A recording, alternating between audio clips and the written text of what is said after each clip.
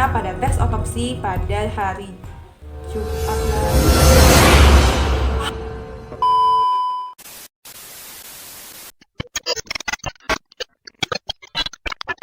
Tunggu bentar. Belajar untuk menjadi seorang dokter benar-benar memerlukan kerja keras. Tetapi aku mendapatkan nilai sempurna pada tes otopsi pada hari Jumat lalu. Baru ngerti.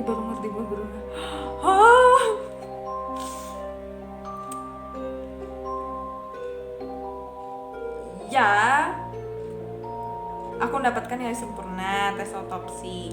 Tetapi semua itu berkat bantuan dari teman sekamaku. Aku berharap dapat berterima kasih kepadanya, tetapi dia sudah tidak bersama kami lagi. RIP Jacob. Antara dia bunuh temannya untuk jadi bahan otopsi, atau mungkin dia nggak bunuh temannya, tapi jasad yang dia otopsi itu temannya gitu. Ya, antara dua itu ya. Yang jelas mayat yang dia otopsi itu adalah Jacob, temannya. Oke, kita lihat ya.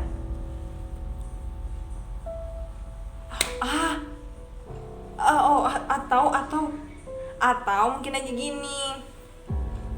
Jadi dia kan perlu latihan. Setiap ujian pasti harus ada latihan dan belajar dulu.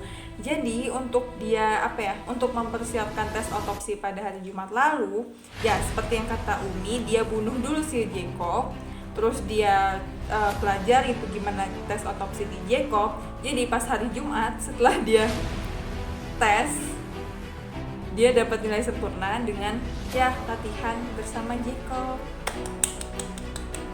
Ya, mungkin itu ya. Oke. Coba kita lihat jawabannya. 1, 2, 3. Nah, ya benar. Berkat Jacob, nilai tes otopsinya bisa sempurna. Aku mungkin telah membunuh Jacob. Benar sekali, teman. Bravo. Jadi kita langsung aja ke riddle selanjutnya adalah pulang. Pada akhir perang di Irak, seorang tentara Amerika menelpon kedua orang tuanya di kampung halamannya. "Hai ayah dan ibu," kata tentara tersebut. "Mereka akan mengirimku pulang dalam beberapa hari. Ketika aku pulang, maukah kalian mengurusku hanya untuk beberapa saat saja?" Orang tuanya merasa sangat senang mendengar berita bahwa anaknya akan pulang ke rumah. "Tentu saja," balas ayahnya. "Kau bisa tinggal bersama kami selama yang kau mau." Lalu anaknya berkata, "Salah satu temanku tidak memiliki tempat tinggal untuk dituju. Apakah ayah dan ibu keberatan jika ia ikut tinggal bersama kita sebentar saja?" "Tak apa, temanmu selalu kami sambut dengan baik untuk tinggal di rumah," kata ibunya. "Tetapi ada yang harus kalian ketahui," kata anaknya. "Temanku itu habis menginjak lading ranjau saat kami berperang. Dia kehilangan kedua tangan dan kakinya." Setelah berdiam cukup lama, ibunya mengatakan, "Baiklah, tidak apa-apa jika hanya beberapa hari, tapi sangat merepotkan untuk mengurus orang cacat. Itu akan menjadi beban bagi kami. Mungkin akan lebih baik jika kau dapat menemukan rumah sakit untuk sekumpulan veteran perang." Mendengar hal tersebut tanpa basa-basi, si anak langsung menutup teleponnya. Keesokan harinya, orang tuanya mendapat telepon dari komandan pasukan anaknya. Dengan sangat menyesal, ia mengatakan bahwa anaknya bunuh diri. Mendengar kabar tersebut, orang tuanya kecewa.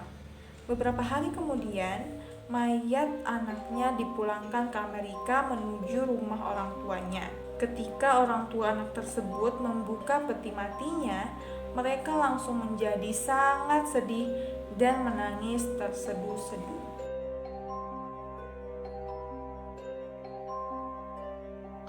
Oke, sebenarnya yang aku tangkap dari sini, jadi di telepon itu yang dia ceritakan tentang temannya menginjak lading ranjau terus kehilangan kedua tangan dan kakinya itu sebenarnya adalah dia sendiri. Jadi sebenarnya dia tuh menceritakan kondisinya. Dia tuh pengen tahu istilahnya, dia tuh pengen tahu orang tuanya tuh bakal kayak gimana kalau misalnya kondisi anaknya tuh kayak gitu. Tapi salah juga sih. Gini deh, pokoknya jawabannya gini. Jadi si tokoh si tentara itu sebenarnya adalah orang yang menginjak lading ranjau dan kehilangan kaki dan tangannya. Tapi dia mungkin merasa nggak mau memberatkan orang tuanya. Dia pengen tahu gimana reaksi orang tuanya, gimana perasaan orang tuanya yang sebenar-benarnya dan sejujur-jujurnya tentang orang yang cacat, dan bagaimana kalau misalnya orang cacat itu tinggal di rumah untuk mereka urus.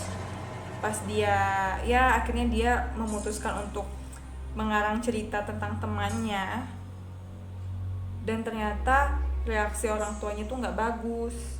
Reaksi orang tuanya malah mengatakan kalau hal itu akan sangat merepotkan untuk mengurus orang cacat. Nah, mendengar hal itu ya anaknya pasti kecewa banget sih. Anaknya mendengarkan jawaban orang tuanya itu pasti merasa kecewa, jadi dia langsung menutup teleponnya dan melakukan bunuh diri. Tapi nggak tahu bunuh dirinya dari apa ya. Maksudnya katanya kehilangan kedua tangan dan kakinya, dia bunuh diri pakai apa? Sebenarnya anaknya juga salah sih kalau menurutku. Tunggu bentar, ini kan belum jawaban yang pasti ya. Itu jawabanku ya. Jadi ya ternyata anaknya itu adalah tentara yang kehilangan kedua tangan dan kakinya. Tapi karena dia merasa pengen tahu perasaan sebenarnya dari orang tuanya, makanya dia bikin cerita bohongan kayak gitu. Oke, kita lihat jawabannya dulu ya. Anaknya kehilangan tangan dan kaki karena menginjak ranjau. Si anak memberi kabar buruk kepada orang tuanya tentang kondisinya, namun secara tidak langsung. Nah iya benar kan, jadi dia pura-pura bilangnya tuh temannya, padahal sebenarnya dia sendiri gitu. Karena si anak kecewa dan dengan jawaban orang tuanya, ia pun memilih untuk bunuh diri. Sebenarnya salah sih. Sebenarnya menurutku anaknya ini salah. Mau dibilang salah. Misalnya gini, mana ada orang tua yang bakal merasa merepotkan untuk ngurus anaknya gitu. Apalagi kalau misalnya anaknya dengan kondisi kayak gitu. Ya karena dia menceritakan tentang temannya, makanya orang tuanya tuh merasa, oh ngapain sih urus anak orang kayak gitu kan? Ngapain sih ngurus orang yang cacat, yang bukan keluarga sendiri kayak gitu mungkin. Tapi kalau misalnya dia jujur aja tentang kondisinya ke orang tuanya, itu mungkin orang tuanya bakal tetap bakal ikhlas gitu. Ngerti gak sih? Mana ada orang tua yang gak ikhlas ngurus anaknya, ya kan? Ya udah sih, aku gak mau, jangan dihujat ya, jangan dihujat. Oke, udah selesai ternyata, udah selesai riddle-nya. Oke deh. Wish, udah. Gimana kalian teman-teman? Kalian udah jawab berapa riddle yang benar? Kalau misalnya, ya pokoknya kalau misalnya kalian jawab benar berapa, salah berapa, atau nggak jawab berapa, tulis di komentar di bawah. Karena aku pengen banget tahu gimana, progres sih. Ya kayak gimana kalian ngejawab soal-soal ini tuh bareng aku kayak gitu, oke? Sebenarnya seru banget sih menurut aku, kayak emang karena aku suka banget sama riddle-riddle, jadi aku menganggap hal ini adalah hal yang sangat seru.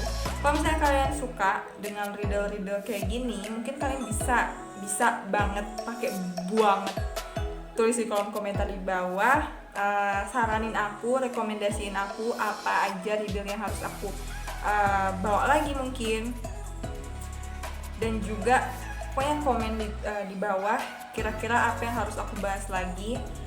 Mungkin teman-teman pengen kasih tahu kisah-kisahnya, kisah misterinya, kisah misteri pribadi, atau mungkin ada yang kalian suka dan pengen aku bahas bersama di sini, langsung tulis di kolom komentar di bawah saja. Prepare your little gray cells, persiapkan sel-sel kelabu kalian karena kita akan bertemu di video-video selanjutnya.